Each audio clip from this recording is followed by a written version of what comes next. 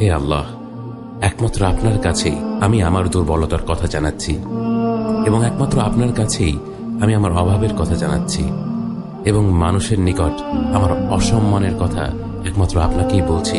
হে আরহামার রাহিমিন, আপনিই তো প্রতিটি দুর্বল ব্যক্তির রব এবং আপনিই আমার রব। আপনি কার কাছে আমাকে ছেড়ে দিলেন? এমন অচেনা মানুষদের কাছে যারা আমার ক্ষতি করতে চায়, নাকি এমন শত্রুর কাছে যাকে আপনি আমার চেয়ে অধিক শক্তি দিয়েছেন?